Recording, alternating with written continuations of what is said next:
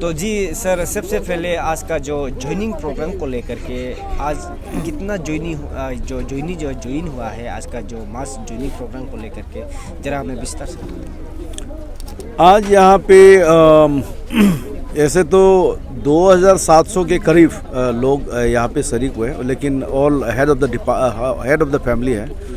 तो इस हिसाब से हम लोग अभी लग रहा है कि मतलब 4,000 का मतलब आसपास लोग ने ज्वाइन किया है, क्योंकि हेड ऑफ द फैमिली सब आया हुआ था और आप खुद भी देखा है, आप लोग खुद भी इसका गवाह हुए हैं।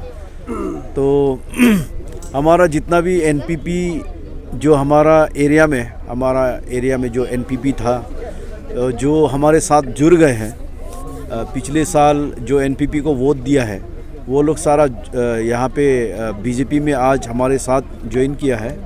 साथ में हमारे साथ पिछले साल जो लोग थे ना, उसमें 1700 के लोग हैं, 1700 लोग हैं, वो सारा आज ज्वाइन किया है। तो मिला के हम लोग का आज 4,000 का करीब ज्वाइनिंग हुआ है।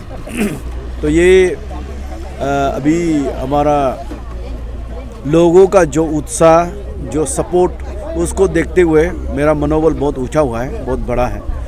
और मैं उम्मीद करूंगा कि मतलब ये इलेक्शन तक ऐसे बरकरार रहेगा, क्योंकि ये आज इसको खिला पिला के या खर्चा करके या फिर मतलब रुपया पैसा दे के बुलाए वाले कोई लोग नहीं थे।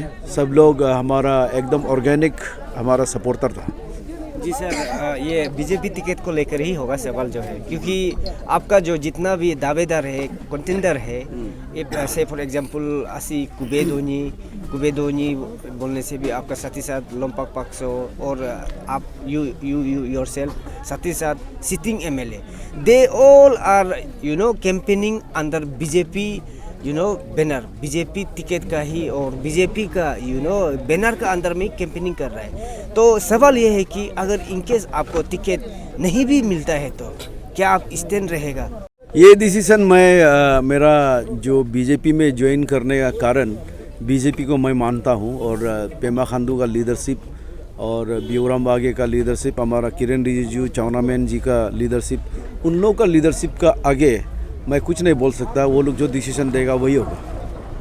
जी सर, हम लोग काफ़ी पब्लिक से भी रिव्यू लिया था। आपने जो लास्ट इलेक्शन में आपने जो ये एमपी में भी कॉन्टेस्ट किया गया, some people from this area आपको काफ़ी नाराज़ है कि आपने ऐसे अधूरा छोड़ दिया। दे ऑल आर आपको ना खुश है, क्योंकि गुमजुम हादर हम लोग ऐसे अधूरा में 20 रास्ता में छोड़ दिया। तो आप इसके ऊपर क्या कहते हैं? किस हिसाब से, मतलब कहाँ अधूरा छोड़ दिया था मैंने? आपने जो कॉन्टेस्ट करने के लिए बात की थी, सब कुछ होने के बाद, लेकिन आप एंड ऑफ द मौके में आप कॉन्टेस्ट नहीं किया। हमने तो कॉन्टेस्ट किया, एमपी कॉन्टेस्ट किया, एमएलए कॉन्टेस्ट किया। 2009 में हमने मारदे साहब के लिए छोड़ दिया, 2014 में हमने बागे साहब के लिए छोड़ दिया। मैं इंसान हूँ, तो जब सिचुएशन ऐसा उत्पन्न होता है तो उसको समझना ये भी एक लीडरशिप का काम है। दूसरा का सेंटिमेंट को समझना, दूसरा का ओपिनियन को समझना। तो अगर उसको समझेगा नहीं, आप दूसरा का दुख, दूसरा का दर्द को नहीं समझेगा, तो आप कैसे किसी के लिए कुछ काम कर सकते हैं? जी सर, मेरा तरफ से एक लास्ट क्वेश्चन आपसे ये रहेगा, क्योंकि you have been constitutional post में आप रहा है जो गवर्नमेंट सरकार में, तो इसमें आप ये रिटायरमेंट नहीं लेने से पहले आप पब्लिकली अनाउंस कर दिया, जो कि वो एक सरकार का खिलाफ है, क्योंकि आपका पोस्ट ही एक ऐसा पोस्ट था जो कॉन्स्टिट्यूशनल पोस्ट था। तो आप विदाउट एनी रिटायरमेंट बीआरएस नहीं लेने से पहले पब्लिकली अनाउंस किया, तो ये कहीं ना कहीं सर, ये सरकार का, आप खुद एक सरकार बन के रहा है, आप इसके ऊपर क्या कहना चाहेंगे? क्योंकि ये कहीं ना कहीं गलत है।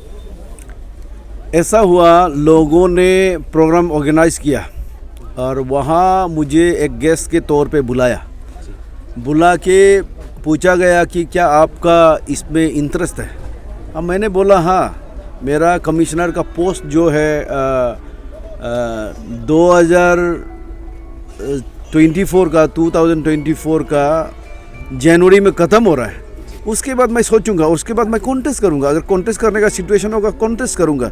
मैंने ऐसा कभी भी नहीं किया कि गुमजुम Haidar as a MLA candidate कहीं डिक्लेयर कर रहा हूँ, कहीं ऐसे बोला है, ऐसा तो नहीं।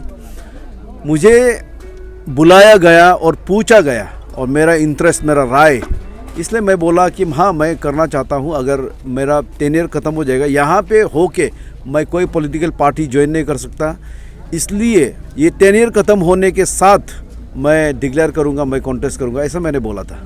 तो सर इसमें कहीं ना कहीं आप भी वही रुक रहे थे जो जनवरी को आप रिटायरमेंट होने जा रहे हैं, इसलिए आप इसका भी फायदा उठाते हुए, और ये सरकार का खिलाफ भी है। तो सरकार के खिलाफ कैसे हो गया सर, क्योंकि आप जो BRC नहीं लेने से पहले आप जो है डायरेक्ट अनाउंसमेंट किया पब्लिकली, वो तो बोल ही सकता ना कि मतलब इंटरेस्ट रखता हूँ, MLA बनना चाहता हूँ।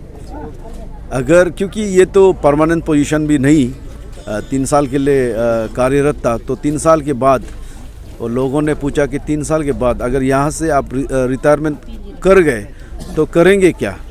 तो आपको MLA बनना है, आपको MLA उठना है, और उन लोग का डिमांड था कि मतलब मैं उठूँ उन लोग के लिए। तो इस संदर्भ में मैंने बोला कि हाँ मैं करना चाहता हूँ, मैं करूँगा। 2024 का जनवरी महीना में मैं रिटायर कर जाऊँगा। रिटायर करने के बाद मैं पॉलिटिकल डिसीजन लूँगा, मैंने बोला था। सर सिंपल सा क्वेश्चन है, आपका 26 दुमपुरी जो कंस्टिट्यूएंसी में जितने भी कैंडिडेट हैं, all of them belong from same that is Bharatiya Janata party. So what will be your appeal to the people and what will make you differentiate that so that the high command will give you that BJP ticket? देखिए, मैं एक अपना को एक काबिल इंसान समझता हूँ और एक सक्षम इंसान मानता हूँ, एक कैपेबल लीडर जो लोगों के लिए काम कर सकेगा, ऐसा मैं खुद को महसूस करता हूँ। तो इस हिसाब से BJP का टिकट लास्ट ईयर मुझे नहीं दिया गया था, तो मैं सोचता हूँ कि इस बार वो लोग मुझे कंसीडर करेंगे, ऐसा मेरा उम्मीद है। अगर नहीं होता है तो उन लोग के ऊपर है। सर ये स्टेट इंफॉर्मेशन कमिश्नर आप रहे हैं, तो वहाँ का मेन एम एंड ऑब्जेक्टिव होता है कि अकाउंटेबिलिटी, ट्रांसपेरेंसी को मेंटेन करना है। तो अगर आप वहाँ पे ऑलरेडी कमिश्नर मेंबर रह चुके हैं, तो कल को आप MLA बन भी जाता है तो आप अकाउंटेबिलिटी, ट्रांसपेरेंसी इंश्योर करेंगे। इसलिए मैंने बोला, जब मेरा कार्यकाल रहा स्टेट इंफॉर्मेशन कमिश्नर होने का, तो उसमें भी मैंने बोला कि मतलब फ्यूचर जितना भी ऑफिसर्स है, जितना भी PIO बोलता है हम लोग, पब्लिक इंफॉर्मेशन ऑफिसर, और पब्लिक इंफॉर्मेशन ऑफिसर ही हमारा कोर्ट में आता है, तो उन सभी को हमने बोला कि मतलब आप करप्शन नहीं कर सकते आज का डेट में, क्योंकि it is going to be very transparent, और हर किसी का ऊपर में एक अकाउंटेबिलिटी बनना पड़ेगा और बनेगा, क्योंकि ये RTI का मोटो ही ट्रांसपेरेंसी लाने के लिए है, गवर्नेंस में अच्छा हो, और हर एक जो व्यक्ति जिसके पास में पावर है उसको एक अकाउंटेबिलिटी में लाने के लिए। और इसको मैं समझता हूँ, इसलिए कल को अगर मैं MLA बन गया तो मैं ये सब बात को समझता हूँ, अकाउंटेबिलिटी होगा या करप्शन बिल्कुल भी नहीं होगा। हमारा टेन्योर में जो भी होगा सबके सामने होगा, बिल्कुल करप्शन नहीं होगा। तो सर मेरा एक सवाल है आपसे कि जो प्रेजेंट MLA हैं वो उन्होंने भी तो कुछ डेवलपमेंट तो किया होगा दुमपुर रीजनल कॉन्स्टिट्यूंसी के लिए, तो अगर आपको पब्लिक चूज़ करता है तो उनसे बेटर आप क्या करेंगे? आप देख लीजिए, यहाँ जगह जगह घूम के देख लीजिए स्कूल कैसा हालत में है। हमारा यहाँ का स्कूल, बच्चा लोग कौन सा स्कूल में कैसे करके, अब पहले एक ज़माना था जब हमारा ताकर मारदे जी लोग था MLA में, तब उस समय में हमारा मारो हायर सेकेंडरी वगैरह बहुत अच्छा था, दुमपुर हायर सेकेंडरी बहुत अच्छा था, बारूजो सेकेंडरी स्कूल बहुत अच्छा था। अभी सबका स्कूल का सिचुएशन एकदम खस्ता हाल में है।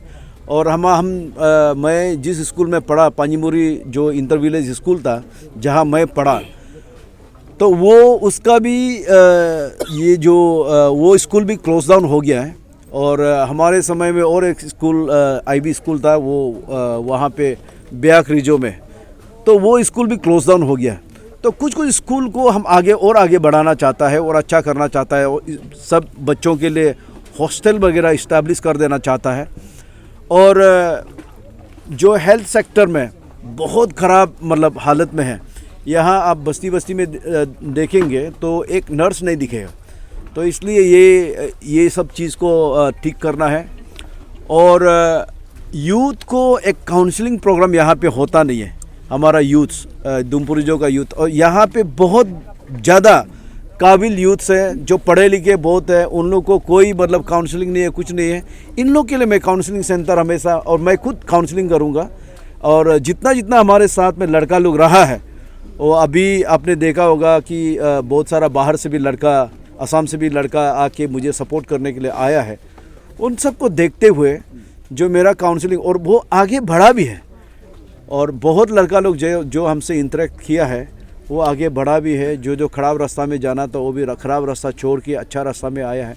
तो मैं समझता हूँ मैं एक काउंसलिंग सेंटर बनाऊँगा, और ये जो युवा संवाद है हमेशा मैं यहाँ पे कराने के लिए कोशिश करूँगा, युवा संवाद। Thank you sir. Thank you.